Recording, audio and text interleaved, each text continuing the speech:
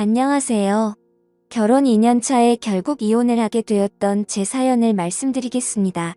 일단 이런 비슷한 일들로 며느리 못 쫓아내고 아내를 괴롭힌다는 얘기 많이 들었는데요. 전 차라리 올감이라는 영화를 보면서 처음부터 그렇게 아들과 헤어져 주길 바라는 뜻을 대놓고 신호탄을 보내는 시어머니를 만났더라면 그나마 더 다행이지 않았을까 생각했었습니다. 어느 한쪽이 아니라 거부를 해도 그런 비정상적인 관계는 손뼉도 마주쳐야 소리가 난다는 말이 딱인 걸 다 하니까 말이죠. 애초부터 그런 관계를 알았더라면 제가 겪은 2년이라는 결혼 생활은 이틀도 안 갔을 겁니다.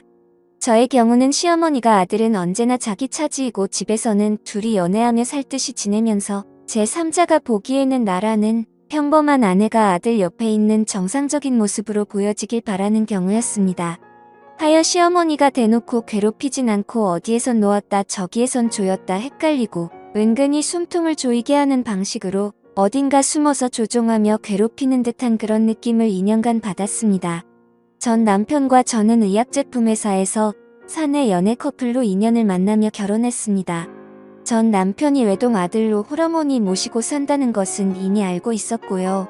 그의 친누나가 있었는데 결혼해서 분가하며 산다고 했고 연애할 때부터 은근히 누나 얘기를 꺼내면 안색이 안 좋아지거나 말을 돌리고 무조건 따로 산다고 모르는 식의 자세를 보였습니다.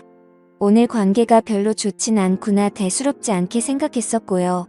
저는 친남동생 1명과 부모님 2분 다 계셨고 서로 아무 문제 없고 양쪽 집안에서도 연애하며 몇 차례 식사 자리도 갖고 결혼하는 것을 당연한 것으로 여겼기 때문에 별탈 없이 결혼을 할 수 있었습니다.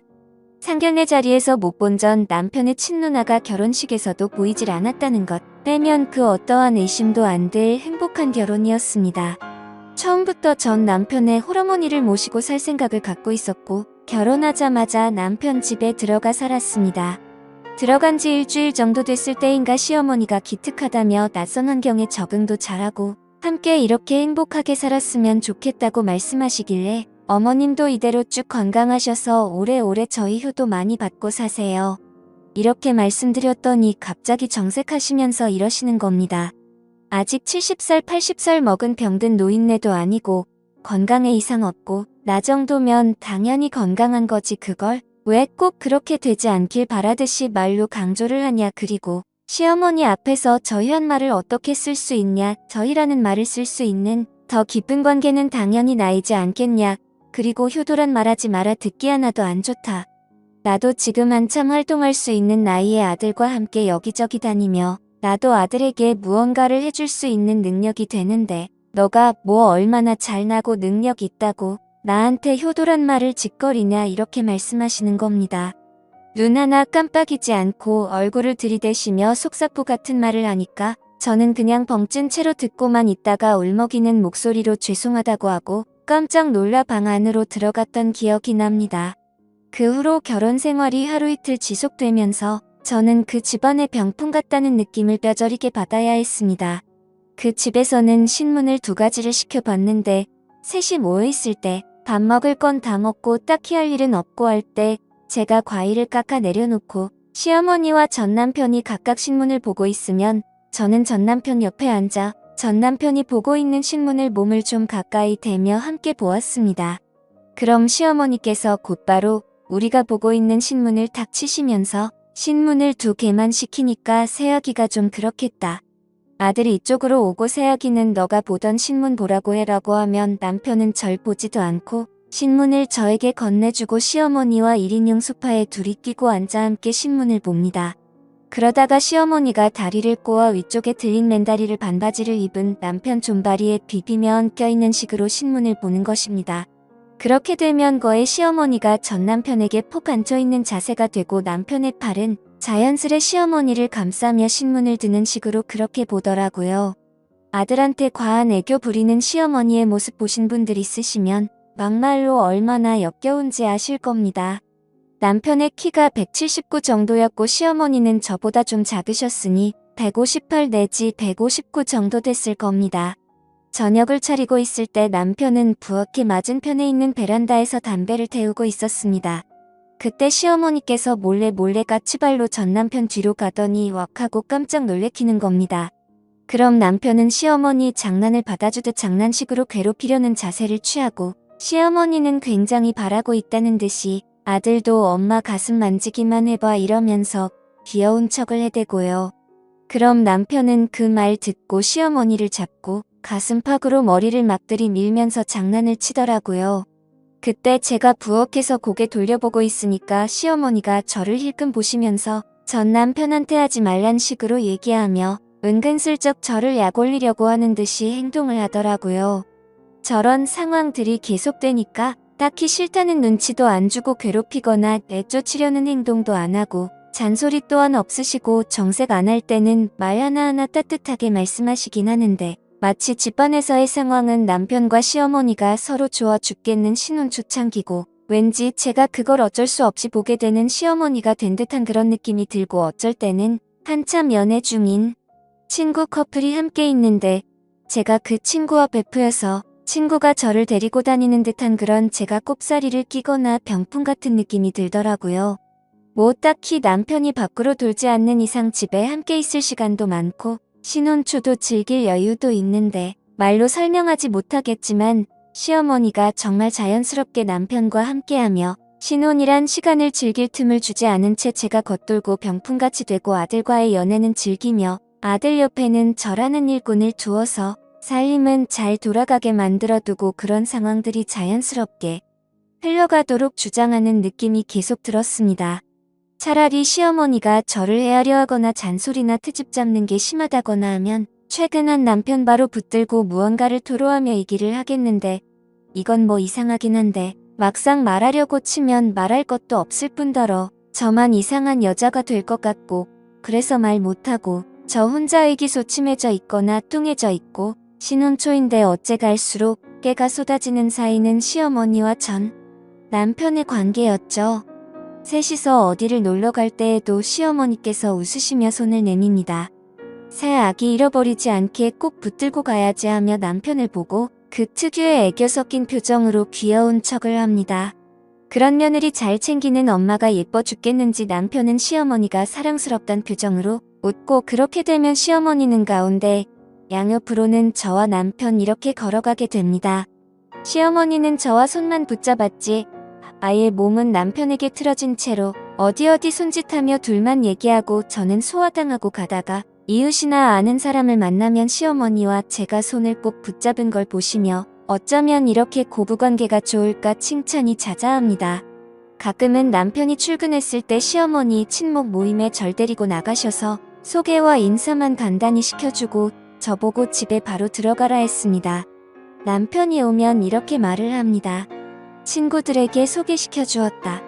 그런데 그 친구들은 새아기를 외적으로도 내적으로도 교양과 품위가 없어 보인다며 무척 싫어하는 눈치를 주기 위해 새아기 민망할까봐 얼른 집으로 보냈다. 새아기 보내고 친구들에게 우리 며느리 그런 애 아니라고 입이 닳도록 칭찬하고 겨우 친구들 마음 돌리느라 많이 애먹었다. 이렇게 착하고 예쁜 새아기를 왜 사람들은 전부 다 흉을 보는지 모르겠다. 남편은 그 얘기를 듣고 남들에게 흉듣고 다니는 저를 안쓰러우면서 한심한 눈빛으로 보고 시어머니는 못난 며느리 거두어주고 다니느라 애쓰는 천사 보는 듯한 눈빛으로 보더라고요. 결혼한 지 얼마 되지도 않아 정말 전 존재감 없고 화창고 별 볼 일 없는 여자로 전락해갔습니다. 그런 상황들이 쌓이고 쌓이며 시어머니가 호의를 베풀수록 남편 앞에서 저는 한심하고 작게만 여겨지는 아내가 되었고 제 스스로도 자신감을 점점 잃어가며 우울증까지 오기 시작했습니다. 정확히 속을 터놓을 만한 이유도 모른 채로 점점 숨통이 조여오고 가슴이 답답해져 가고 나도 무언가의 이유를 찾고 소리라도 치르던가 한번 발광이라도 해서 무엇인가를 터뜨리고 싶은데 그럴 만한 명목 하나 없으니 그게 더 미칠 노릇이었습니다. 남편과의 잠자리 또한 신혼여행 이후로 한 횟수가 20번 내라면 믿으시겠나요? 그 적은 횟수의 잠자리도 신혼여행을 제외하면 하다가 전화가 오거나 남편의 피곤함 때문에 작고 사소한 이유가 생겨 제대로 되지도 않았습니다. 임신 또한 전혀 소식이 없었고요. 남편과 시어머니는 이상하게도 임신 문제에 대해 일체 언급 한 번을 하지 않으시더라고요. 어느 날은 잠결에 남편이 베란다에서 통화하는 소리를 들었습니다. 통화 내용은 입에 담기도 역겨운 말이었습니다. 다른 여자와 폰으로 즐기는 남편의 목소리에 화가 나기는커녕 남편의 잠자리조차 만족 못 시켜주는 한심한 제가 미칠 듯이 싫더라고요. 밤새 몰래 울다가 아침에 일어났을 때 남편이 세안을 하러 간 사이에 남편 폰을 봤습니다. 온갖 생각이 다 들더라고요. 저는 결혼하며 그만두었던 회사 사람이 아닐까 하고 핸드폰 통화 내역을 보았습니다. 그런데 새벽에 통화한 사람은 엄마라 저장된 번호뿐이더군요. 주변 사람이 불편할 정도로 심하게 애틋한 관계인 줄은 알았지만 이렇게 직접적으로 이상한 교감까지 하는 아들과 엄마 사이일 줄은 꿈에도 생각 못했습니다.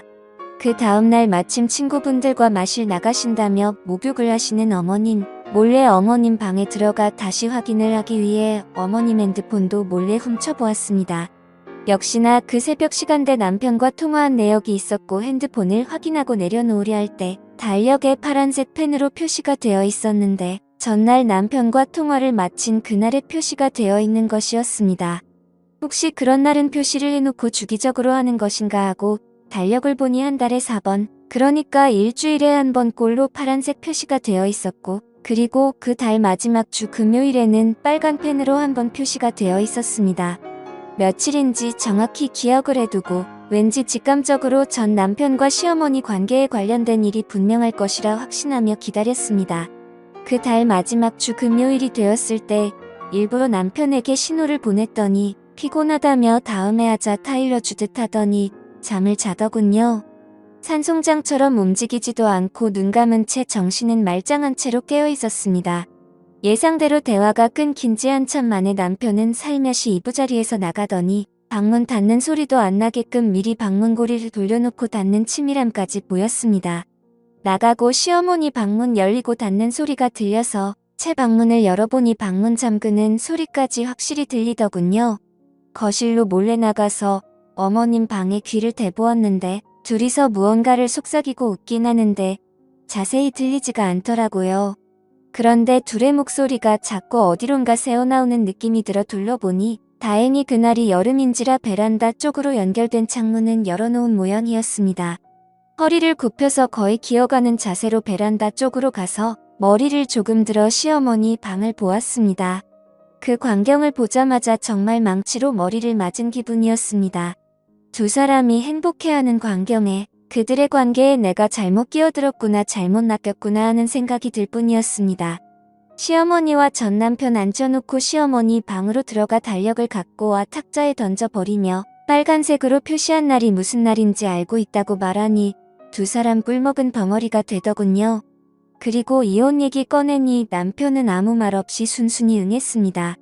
그러더니 제가 2년 동안 그토록 외롭고 우울해하며 보낸 시간을 자신은 사랑했었답니다. 그리고 홀어머니에 대한 감정도 연민이라는 애정이었다. 다시 기회를 달라. 당장이라도 널 위해서라면 어머니 버릴 수 있다. 그런 말들을 받아줄 생각은 추후에도 없었지만 그래도 그런 말로 2년이란 시간 보상받고 떠나고 싶었는데 정말 너무나 태연하게 이미 예정하고 있던 일이란 듯이 이혼을 처리해 나가니 그동안 내가 이 집안의 투명 인간이나 병풍쯤으로 생각됐던 게 내가 맞게 생각한 거였구나 확실히 깨닫게 되라고요. 이혼을 한 뒤 얼마 지나지 않아 전 남편의 누나라는 분을 만나게 되었습니다.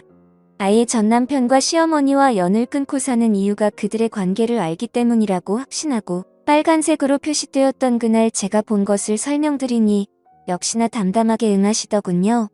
전 남편의 아버지 되시는 분이 남편이 3살 되던 해쯤에 병증으로 돌아가셨는데 돌아가신 것도 충격이거니와 장례식에서 남편 아버님께서 바람폈던 여자의 존재를 시어머님이 알게 되었고 남편이 죽었다는 충격과 동시에 그 배신감이 아들에 대한 집착과 사랑 그리고 남편의 애정 결핍이 모두 아들에게 쏟아진 것 같다고 말을 들었습니다. 정말 말도 안 되는 걸로 들리겠지만 이혼 변호사분은 이런 사례도 가끔씩 있다고 하더군요. 시어머니와 아들의 부적절한 관계를 경험해본 여자들은 이런 기억이 얼마나 수치스럽고 상처가 되는지 공감할 겁니다. 저도 속에 담아두고 꺼내 보이지 않았던 기억들, 이렇게 비슷한 상처를 안고 있는 분들에게 털어놓을 수 있게 되어 다행이라 생각됩니다. 감사합니다.